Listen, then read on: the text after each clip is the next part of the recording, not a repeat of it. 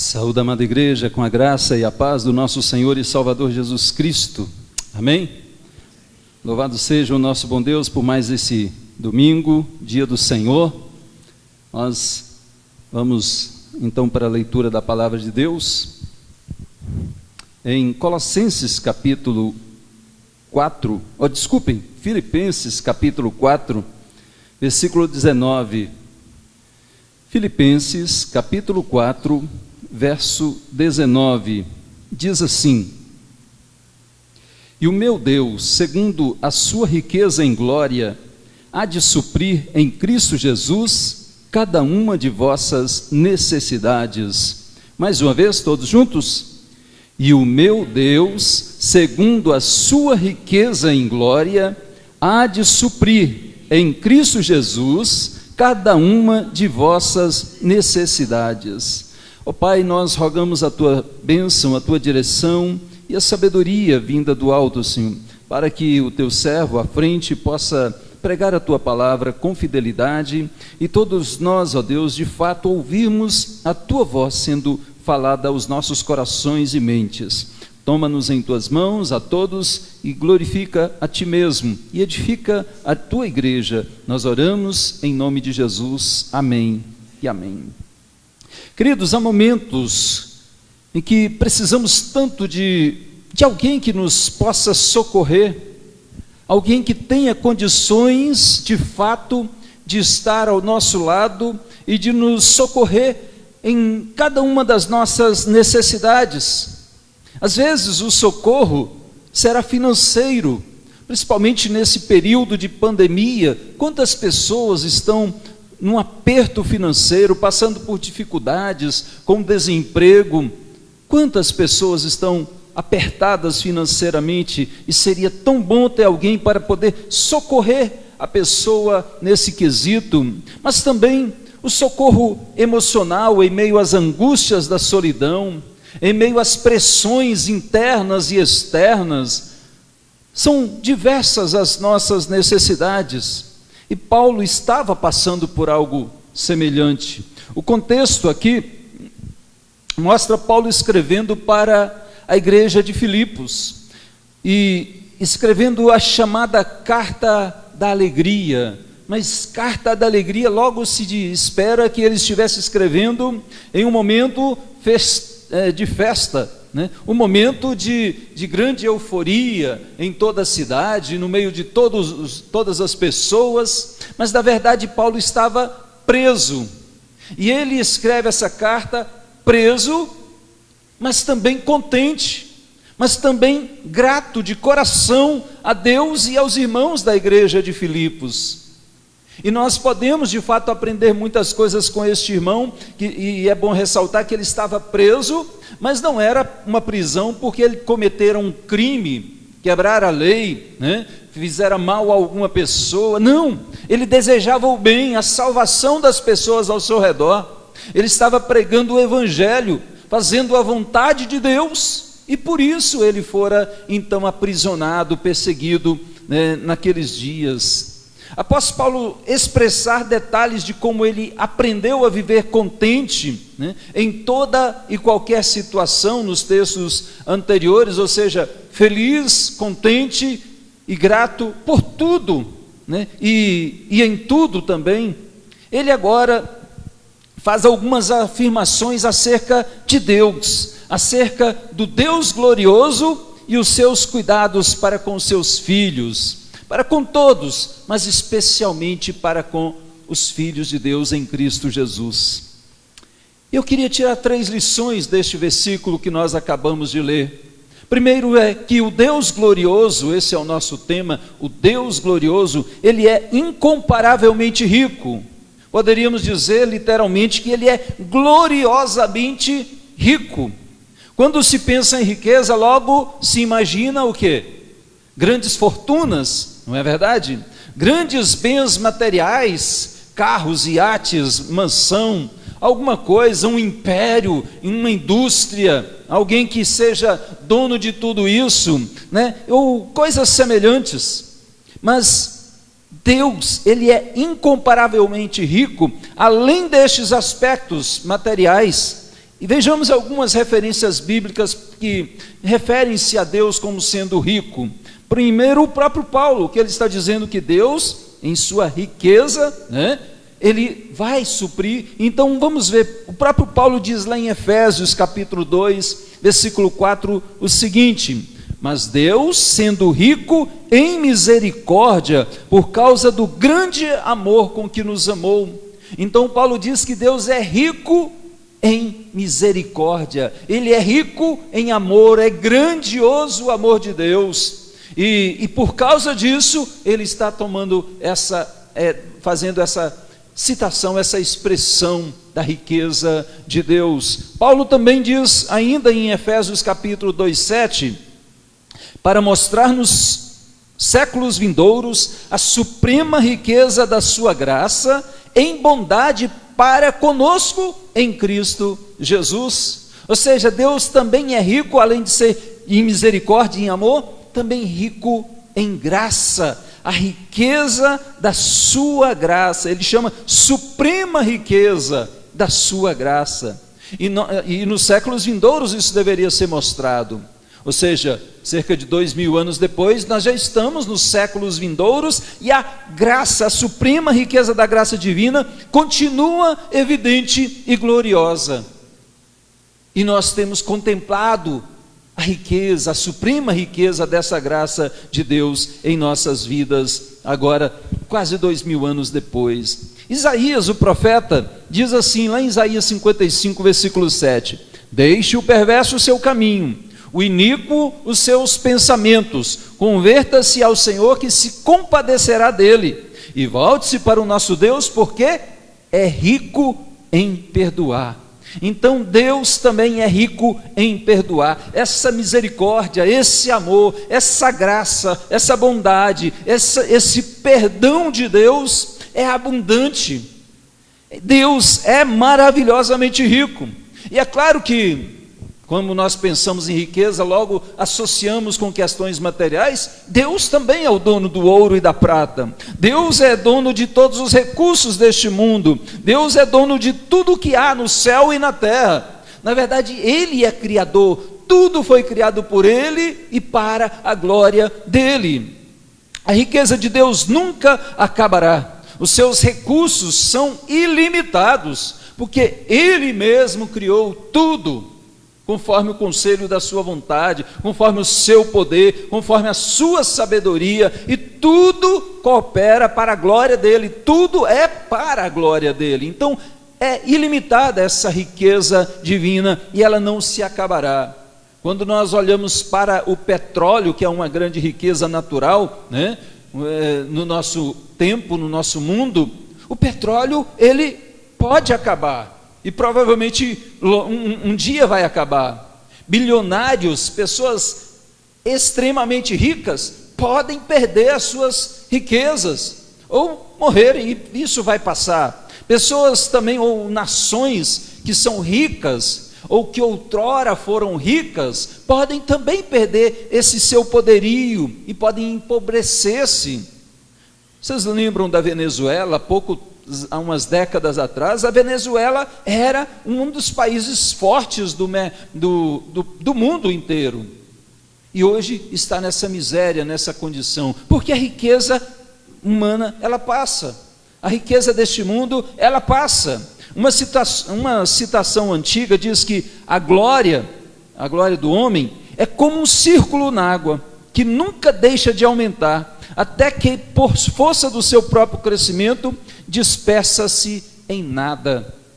Vocês já jogaram alguma pedrinha assim na água, né? A água calma, aí joga e ela abre aquele círculo, né? E na medida que vai expandindo, vai crescendo, também vai perdendo a força e vai desaparecendo, como diz aqui, dispersando-se em nada. Mas a glória do Senhor é eterna. A glória do Deus o é eternamente, e Paulo diz aqui no versículo 20, que é pelos séculos dos séculos, ela nunca vai acabar. Paulo não viu, né, esse tempo, tudo que passou aqui, e nós não vimos muitas coisas lá para trás, mas a glória de Deus é a mesma eternamente, ela vai continuando, ela é gloriosa em si mesma. Então, Deus, na sua riqueza, nunca falirá. Ele não perderá sua incomparável riqueza jamais, porque o seu tesouro é infinito e ele governa soberanamente, sem risco de perdas. Falando de petróleo, a Petrobras, né, com uma palavrinha do presidente, as ações vão lá embaixo, né? E aí todo mundo fica alvoroçado. E quem tem ação da Petrobras, então, fica desesperado, né? Mas daqui a pouquinho ela sobe, daqui a pouquinho ela desce, daqui a pouquinho ela sobe. Mas a riqueza de Deus, ela jamais sofre perdas. Ela, na verdade, não corre nem risco de perder o seu valor, a sua glória. A do homem, sim, a glória do homem, ela é como aquela glória de Moisés, né? Ela vai se esvaecendo, mas a glória de Deus nunca se esvaece, nem o mínimo possível. Então ele governa soberanamente, ele é autossuficiente em todas as coisas e ele não é egoísta. Soberano, todo suficiente, mas não é egoísta. Isso nós aprendemos nesse texto também, porque Deus, aqui nesse texto, além desse Deus glorioso ser incomparavelmente rico, ele também é totalmente provedor, ou literalmente seria gloriosamente provedor. Veja só, que ele é soberano, ele não tem necessidade nenhuma, mas nós, homens limitados, temos necessidades. Na verdade, nós somos totalmente dependentes de Deus.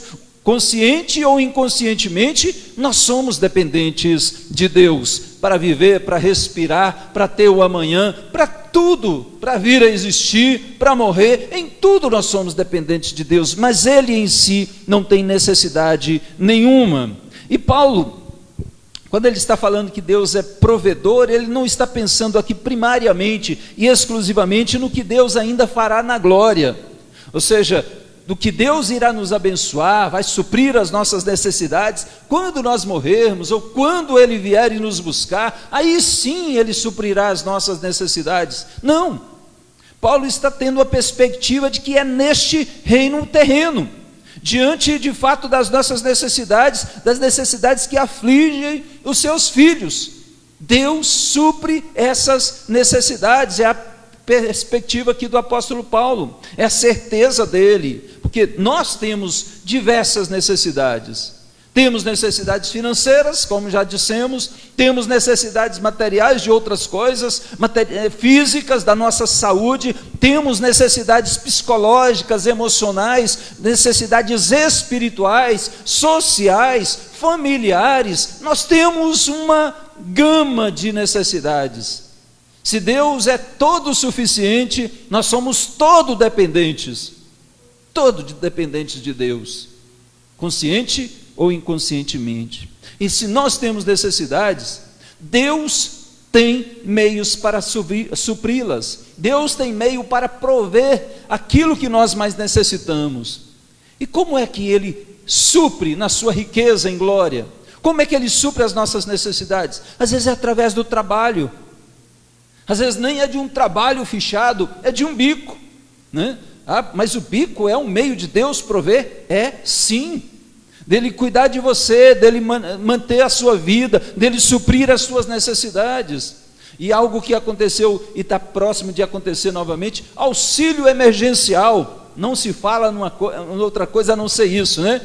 Também é um meio de Deus suprir as necessidades, quando a pessoa não tem, não pode.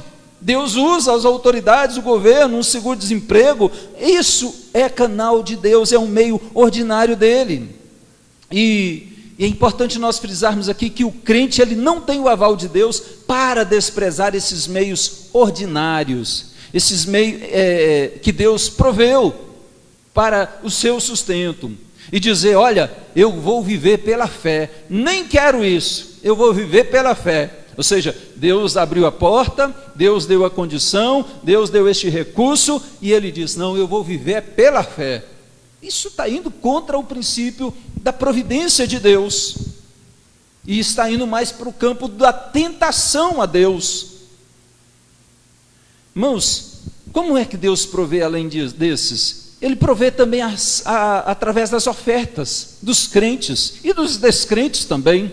Nesse caso aqui, Paulo recebera através de Epafrodito uma oferta, ou melhor, duas, ele diz, né, da igreja de Filipos, uma igreja pequena, uma igreja financeiramente pobre, mas essa igreja foi instrumento de Deus para poder abençoar o apóstolo Paulo, e ele supriu as necessidades de Paulo, e Paulo está dizendo agora, assim como Deus supriu as minhas necessidades, assim como vocês foram instrumentos de Deus na minha vida, para me sustentar, me socorrer num momento de dificuldade, Deus irá suprir as suas necessidades como igreja também. Então Deus usa os meios naturais, ordinários, que são normais, e os meios sobrenaturais também.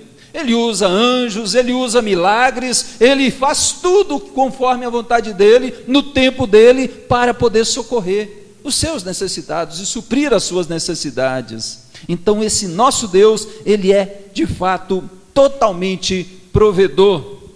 É certo que no nosso coração humano há muita inquietação quando se fala de necessidade, bate aquela angústia, bate aquela preocupação, ansiedade toma conta e a pessoa fica desesperada, o que eu vou fazer? E se esquece de que o nosso Deus é totalmente provedor, porque Deus, ele sabe daquilo que nós necessitamos. E ele supre as nossas necessidades, e o texto aqui diz, cada uma de vossas necessidades, ou seja, todas, e supre em sua riqueza, e ele suprirá em glória, ou seja, gloriosamente, cada uma de vossas necessidades.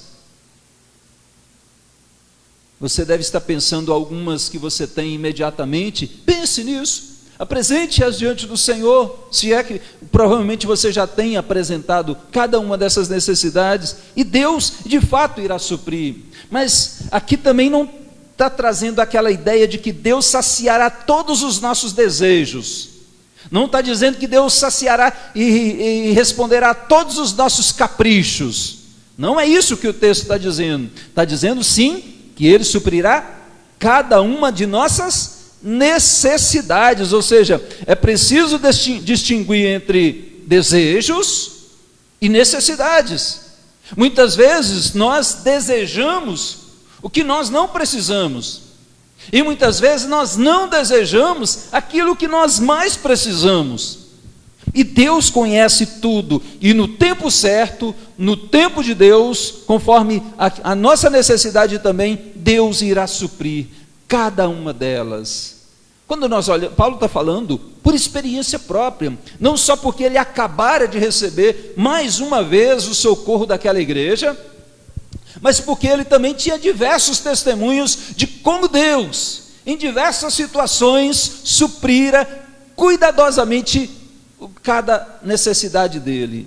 Em 2 Timóteo, capítulo 4, versículo 17, ele diz assim, mas o Senhor me assistiu, quando ele está falando de algumas lutas que ele passara, de como ele falara quantas pessoas tinham abandonado, inclusive os seus irmãos em Cristo, que andavam junto com ele, ele diz, o Senhor me assistiu e me revestiu de forças, no momento em que eu estava sem forças, para que por meu intermédio a pregação fosse plenamente cumprida e os gentios, e todos os gentios a ouvissem. E ele diz, e fui libertado da boca do leão. Então Deus o assistiu de estar ao lado dele, Deus de fato o revestiu de forças, Deus o libertou, ele fora de fato amparado pelo Senhor. Deus suprir aquelas eram as necessidades naquele momento, não era necessidade material, financeira, ele até estava preso diante de um tribunal também, na carta quando escreveu Efésios,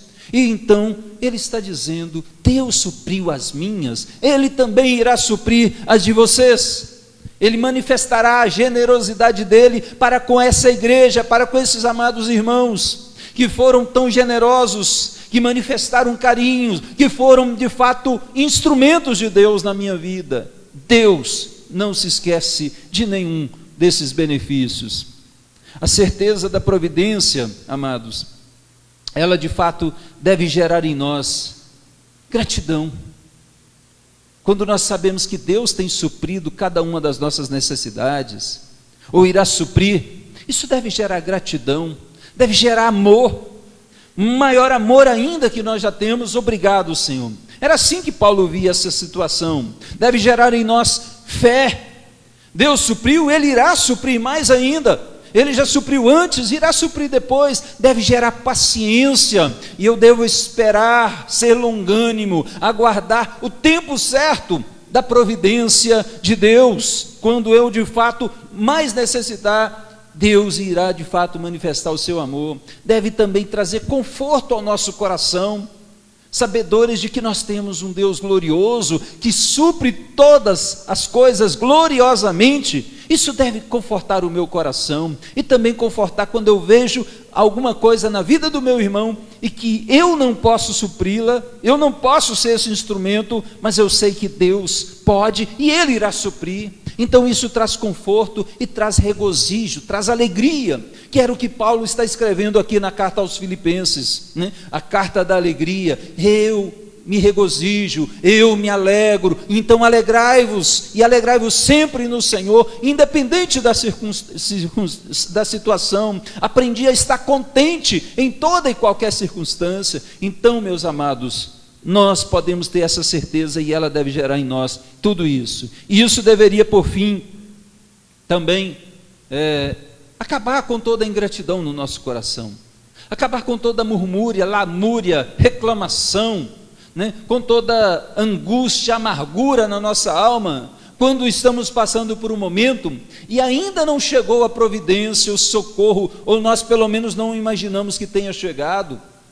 É preciso que o nosso modo de reagir a essas circunstâncias não seja de alguém incrédulo, mas de alguém crente, de alguém que conhece o glorioso provedor, totalmente provedor, e sabe que Ele irá suprir as nossas necessidades. Os ímpios, eles ficam correndo, desesperados, angustiados, ansiosos o tempo todo pelas necessidades, mas Jesus diz lá em Mateus 6, né? Deus sabe do que necessitais, Ele sabe e irá suprir. Então, aquiete o coração, confie em Deus. E eu quero finalizar, meus amados, essa mensagem de hoje, dizendo que, em terceiro lugar, que o Deus glorioso é também imanentemente pessoal. Ele é transcendente, está acima de tudo e de todos, de fato. A glória dele é tremenda, não há comparação, mas ele também é imanente. Ele se faz o nosso Deus. Embora a graça comum de Deus se estenda a todos os homens, e de uma forma geral Deus derrama bênçãos sobre toda a humanidade, sobre toda a criação, de uma forma especial de fato, e somente de uma forma bem detalhada, específica, essas bênçãos vêm para os filhos de Deus em Cristo Jesus. Se você observar aqui, Paulo sempre vai relacionar tudo, o que Deus é e o que Deus vai fazer por nós em Cristo Jesus. E ele diz aqui, o meu Deus, essa expressão, o meu Deus, suprirá vossas necessidades, ou seja, o Deus de Paulo suprirá as necessidades da igreja, dos filipenses. Paulo já havia há muito experimentado ele mesmo o poder de Deus, e ele tinha uma experiência pessoal tremenda com Deus, a ponto dele poder dizer claramente, sem dúvida, sem titubear de forma alguma, meu Deus. E nós precisamos também aprender com isso, porque essa expressão, meu Deus, era algo muito forte para Paulo, era algo muito marcante nos dizeres paulinos. Se referia ao único Deus e expressava o quanto o Senhor significava para o apóstolo. Nessa relação de salvador e pecador, Deus era o salvador e Paulo o pecador, mas é o meu Deus, é o meu salvador. Na relação de senhor e servo, Paulo se via sempre como um servo pronto a servir. Na relação de criador e criatura, Paulo se via como uma feitura, como uma obra de Deus, com propósitos definidos para a glória de Deus. na relação de pai e filho, Paulo se via de fato como filho de Deus em Cristo Jesus. Ou seja, uma relação de amizade íntima. O meu Deus. Essa não é uma expressão própria de Paulo. É de todo aquele que ama a Deus, de todo aquele que serve a Deus, de todo aquele que tem um encontro com o Senhor. Davi dizia: o Senhor é o meu pastor, nada me faltará. Ele vai suprir cada uma das minhas necessidades. A comunhão de Davi com Deus era algo natural, era algo como respirar. Como ele dizia, no meu viver diário. E Ele vai suprir, Ele supre o que eu como, o que eu bebo, a minha necessidade da alma. Ele vai me guiar e vai suprir cada uma dessas necessidades. No Salmo 23. Então, assim como eu respiro, o meu Deus tem cuidado de mim. Davi tinha essa experiência. Paulo tinha essa experiência de vida. Mas lembremos, tudo isso é somente em Cristo. Deus se torna o nosso Salvador, o nosso Senhor, o nosso Deus pessoal, somente em Cristo. Fora de Cristo, isso não é possível. Não há essa relação do meu Deus. Ainda que as pessoas se dirijam a Deus como meu Deus, fora de Cristo, a revelação de Deus diz que não há essa relação saudável, não há esse reconhecimento da parte de Deus. Então, meus amados, Deus não nos abençoa por causa dos nossos méritos pessoais, mas por causa dos méritos de Cristo. Ele é meu Deus, porque eu estou em Cristo. Não é porque eu sou bom, não é porque eu fiz algo que agradasse a Ele, é porque Cristo, Filho do Deus vivo, fez algo em meu lugar, e eu me apropriei disso pela fé, e eu creio e confesso a Jesus como meu Senhor. Então, em Cristo, pela graça, agora sim, eu tenho essa relação íntima com Deus, de poder falar, meu Deus. Paulo diz assim lá em Romanos 8:32, aquele que não poupou seu próprio filho, antes por todos nós o entregou, porventura não nos dará graciosamente com ele todas as coisas? É uma pergunta retórica dizendo sim, Deus nos dará graciosamente em Cristo, como Ele já nos deu o mais importante, o mais valioso, as demais coisas, Ele não nos isentará desse privilégio também. Em Cristo nós já temos tudo. E Paulo conclui com o versículo 20 aqui, dizendo, ora, o nosso Deus e Pai, agora ele já envolve não o meu Deus apenas, mas dele e da igreja de Filipos, né? O nosso Deus e Pai, a Ele seja o quê? A glória pelos séculos dos séculos. Amém.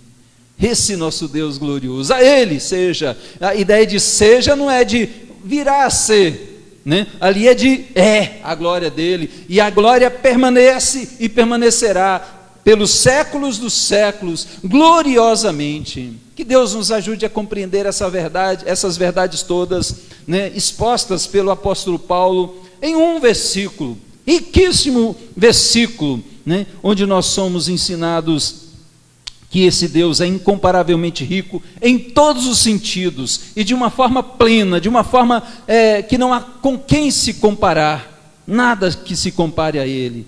Ele é rico em misericórdia, Ele é rico em amor, Ele é rico em graça, Ele é rico em perdão, Ele é dono do ouro e da prata, tudo o que existe fora criado, todas as pedras mais preciosas que se possa imaginar, ou que não tenha conhecimento ainda, e que estão nesse universo, tudo é de Deus, tudo pertence a Deus, tudo foi criado por Ele, por meio dEle e para a glória dEle. E Ele também é incomparavelmente provedor, e apesar de toda a sua glória, Ele se importa com as suas criaturas, com todas as suas criaturas Deus se importa, especialmente, de uma forma bem específica de fato, com aqueles que são seus filhos em Cristo Jesus. Ele suprirá cada uma de suas necessidades. Deus não tem necessidades, mas nós temos, e Ele conhece cada uma delas, e suprirá cada uma delas, seja na área financeira, seja nesse momento de pandemia, de desemprego, de dificuldades, Deus proverá. Às vezes não vai dar recursos além do que você precisa, ou como você deseja, para poder esbanjar nos seus prazeres, mas Ele vai suprir, ou já tem suprido cada uma das suas necessidades, não tem deixado faltar o que você mais precisa. E também sejam às vezes algumas necessidades emocionais, espirituais, sociais, familiares.